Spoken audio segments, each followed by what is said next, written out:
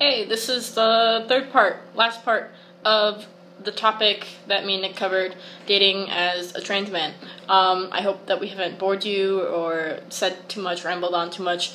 But if in any way you missed the first video or the second video, first video will be here, second video will be here, boxes to figure that out. If not, links below. Enjoy! So, one of the questions that, like, I don't know, I go into a relationship with, or like a almost relationship with, is like, okay, so I'm trans, you know that I'm trans, now what? And you're gonna have questions, but then after that, people are gonna have questions whether or not I'm out to them as trans or not. So, how are you gonna address that? And like, are there things that you would want to know? Or like, okay, would it be beneficial for you to have an understanding of like what I'm comfortable with you telling people or not telling people as far as that goes? And like, one of the things that can be uncomfortable or like even frustrating for somebody is like my partner and my best friend have like gotten like pretty pissed about like people being like, oh, he's trans, so how does that affect you? And they're just like the first couple times they're like, haha, yeah, okay, alright, like, let me explain this. And then after that, they're just like, none of your fucking business. Like, it's really funny that, like, hey! So, the video stopped in, like, 22 minutes of filming. So, we are continuing, and so if it's confusing, then that's why. Yeah, just refer back to video 1. Maybe it'll be down here. Or it'll be connected. Just refer back to the beginning or wherever we started doing this shit.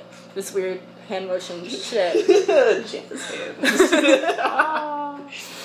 Yeah, so I think I was saying the term like a lot and saying that, you know, people get kind of invasive with questions to a partner. And a lot of the time they get tired of it, and they become progressively less patient with other people, which I'm okay with because I tend to be really patient with it, and I tend to, like, you know, not freak out about stuff, and just, I'll answer something as long as you aren't intentionally trying to be mean. But that's about it. Yeah. I mean, we could just move on to the next Okay, let's go to the next topic. So we have this one? Yeah. That one. Sure. Okay. So, one of the things that comes with dating an FTM or dating as an FTM is like navigating dysphoria and transition. So, I am currently 2 months and I think 2 weeks. 2 weeks, yeah, 2 months and 2 weeks on T. So that's actually pretty cool, but part of what comes with that is, you know, talking to your partner or potential partners about how you're transitioning, because not everybody transitions medically, pretty obviously, and where you plan on going with that. So actually last night my partner and I talked about like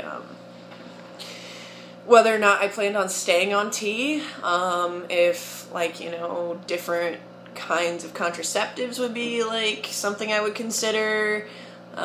We had already talked about surgery before we started dating, and, like, I just personally don't want to get a phalloplasty, because that just doesn't appeal to me, just because of, you know, certain lacks of functions and, like, you know, aesthetics. I've heard some really weird things about it. Yeah, no, not okay with that. It's like holes and like... Yep. No, thank you. Nope. Good on anyone who wants to have that. But yeah, like, totally. But just as far as my personal life goes, that's not something that appeals to me. And it's expensive. Dude.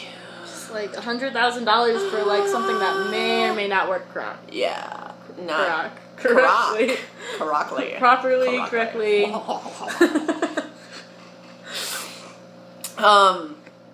And like, top surgery and my dysphoria and like my binder and my packer. It was actually really funny to show my partner my packer and send them dick pics on occasion. But also with the understanding that like, if you have a penis, you can't send me dick pics because it's not the same. Like, just nope. Nope. If you have a plastic penis, send me pictures of it all day, baby. But otherwise, like, no. It has to be plastic. Right, though. yeah. It can't be the silicone ones. It's gotta be, like, plastic, like the food. Fuck you. But, yeah, like, because otherwise it becomes inherently sexual, and it's just like, no, I'm just trying to troll you with pictures of my dick all the time. Look, I found my dick on the floor. Right. Or just, like, my partner will be like, well, I don't know. It's just like, suck my dick jokes become really funny because it's like, oh, I left it at home. Oh. I found it in one of my tennis shoes the other day. It was really weird. It's like, where did my packer go? Why wouldn't it be in my running shoes? That makes sense. Yeah, I mean, I put mine in my running shoes when I'm done with it. I guess it's just because I use it at the gym or something. I don't know. But, like, talking to your partner about, like, stuff that makes you dysphoric or, like, things that you aren't comfortable with. So let's say that you are, trigger warning, sexually involved with a person. You're gonna have to talk about it, guys. It's like, legitimately, it's gonna be worse if you don't talk about it. If you have a problem with something, you have to say it straight up. Yeah. Like, you have to talk about what they can and can't say during, before, after, whatever. Mm-hmm. You have to talk about what they can and can't do, like, words to tell them, you know, you need to stop right now, like, and they need to be okay with that. Yeah. Actually, for the longest time, I wasn't even comfortable saying that we were, like, gonna have sex. Like, just the word sex in itself. I know that sounds really immature or whatever, but, like, just the word made me, like, kind of uncomfortable because, like, they're cisgendered and, you know, like, on certain days it would just be, like, bottom dysphoria as fuck. It always kind of did bother you, too, like, before. You'd be like, and the frick-frack. The friggity-fraggity. Just like, you mean... And just like, no, I don't mean that. Nope. Nope. Different things. Yep. We actually have a code word for it. I can't tell you the code word because I don't want it to be a code word. But we have a code word for it because that's what I'm comfortable with. My partner likes to tease me about it a little bit, but whatever. You know, fuck you, Josh. Shout out to the Bay. I hope he doesn't watch this. Anyway. But yeah, that was like something that they were really receptive to, and that was really great, and, like, they still are, because it's not something where it just stops. It's just like, oh, this is it forever. It might be like that for some people, but as far as, like, I go, there are, like, some days where I'm just dysphoric as fuck, and there are certain things that, like, normally totally cool, but today, holy shit, I'm gonna have an emotional breakdown if you do, like, XYZ. So, like, you have to talk about, like, some people leave their shirt on, and I have left my shirt on, and, like, more than once, and, like, that's just something that, like, my partner's okay with, and they're like, yeah, I get it, and, like, there's the understanding that if I'm uncomfortable with something at any point during intimacy, whether it be sexual or not, like, all I have to do is say, like, hey, you know, I'm not okay with this, or, you know, just, like, that's a really nice thing to have, because, like, there are certain things that, like, straight up you just cannot say. Like, if you say this, automatically, number one, okay, I didn't have a sex drive before. Now that I'm on testosterone, I have what may be considered a sex drive. I don't know, because, like, before there was nothing and now there's something. So, that's how that goes. But, like, there are just, like, certain things where, like, if you say it, I'm, boop, done. Like, nope, not feeling the friggity-fraggity anymore. Nope. Who wants to tango? Not me. But yeah, like, something that I think is important for them to understand is, like, what you're comfortable with and what they're comfortable with. Because, like, your partner may not be okay with, like, calling your package your UPS package that the FedEx man just dropped off. No, but, like, they might not be comfortable referring to it as your dick or, you know, whatever you want to call it. And that's something that you guys will need to talk about. And, like, if you can't talk about that with your partner, chances are maybe you guys shouldn't be doing the frizzle-frazzle. Yeah. Because it's kind of a really important thing. Shut up. Frizzle-frazzle. It's kind of an important thing to talk about. It's like a candy. I just imagine the magic school bus in the back of my head. Miss Frizzle! No! Anyway. There shouldn't be that connection.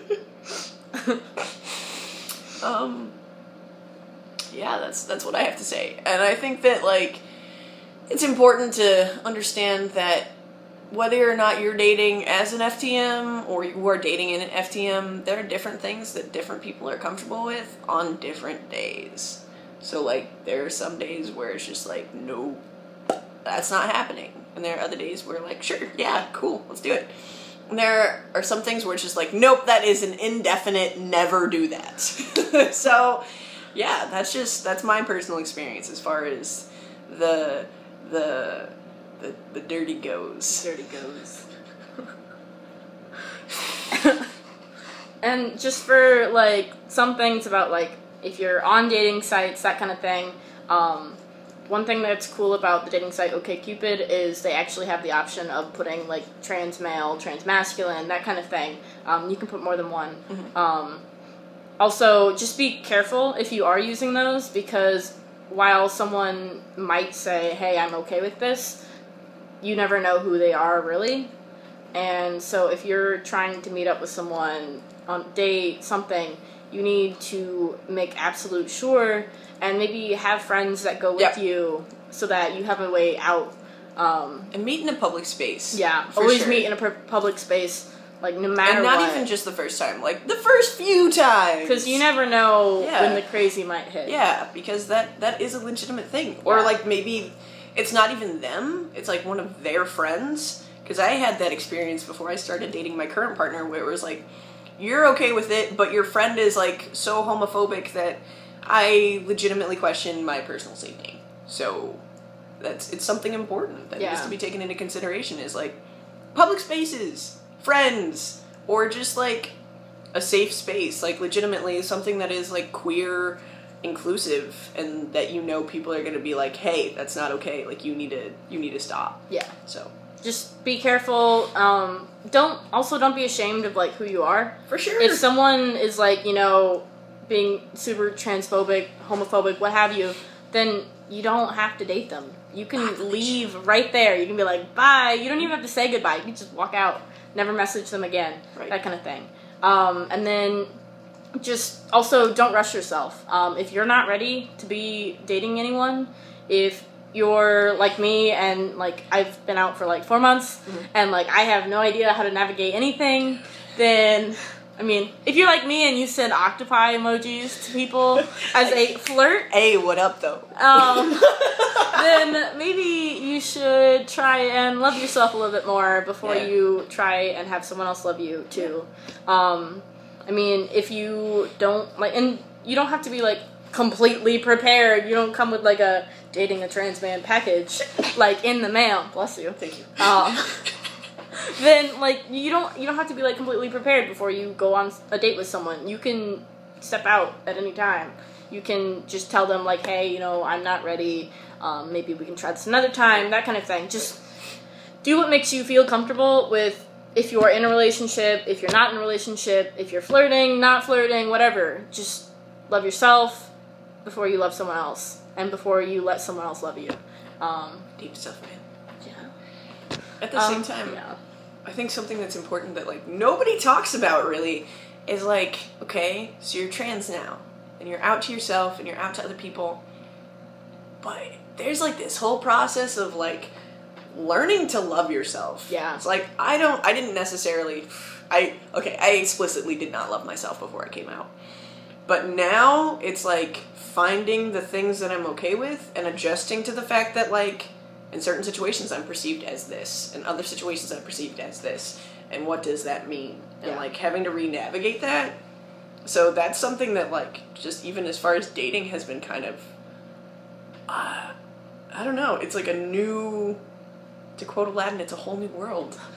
It's a whole new world. And, like, it's okay to take your time with that, because, like, legitimately, it's kind of intimidating, because it's like, okay, now what do I do? Yeah. Where do I go? Like, this is uncharted territory, and it's kind of intimidating, and that's okay. It's like, once you come out, you have to, like, realize, you have to get in with the, like, social cues that males have, get used to, like, I mean, for me, guys will just, like, say, hey, like, which was never anything that happened, like, when I identified as, like, a girl. Right. It was just like, you're invisible. Like, it was like, I'm walking and I'm going to look at the ground, and now it's like, people are like, oh, hey, what's up? And, like, you know, you just have to get used to that, and you have to navigate around your daily dysphoria, what's more dysphoric, what's less dysphoric, and, like, you know, some days I'll be like, oh shit, you know, I don't care that I'm wearing a binder, I need to wear, like, 15 layers to make me look masculine. And a tie. Yeah, and a tie. 15 layers and a tie. It's like, you have to navigate around everything, it's different every day, and so you just need to learn how to, like, do that, learn how to just be yourself, and be most comfortable with yourself, and again, love yourself before just jumping into things. Yeah. But, yeah. I think, do you have anything else to say? Shameless plug. You should subscribe to my channel, Nick Informally. Okay. I will have a link to that below. Thanks for having me on the channel, guys. And maybe, again, he'll join us for another video. That would be cool. Hope you guys enjoy it. Hope it wasn't too long. Yeah. And I hope it was really informative. If you have any questions, comments, concerns, comment below, or just comment on our Facebook, whatever. I'll have all the links below. I'll have my Tumblr below. If you want, I can put your Tumblr below. Okay, it's up to cool. you. Yeah. So, yeah. Have a good day, everybody. Have a nice Sunday.